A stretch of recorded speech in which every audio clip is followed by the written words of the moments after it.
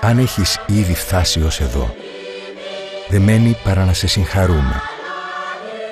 Αν όμως ακόμα ψάχνεις έναν προορισμό όπου τα χρήματα έχουν νόημα και αξία, αν το να προσπαθείς για το καλύτερο είναι για σένα τρόπος ζωής, αν για σένα μνημεία είναι και τα δικά σου έργα και περιουσία οι εμπειρίες σου,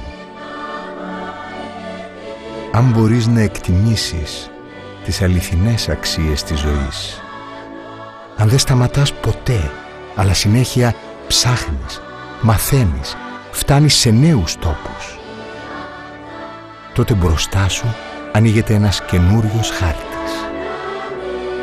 Τώρα ξέρεις που ανήκεις. Belong. Diners Club.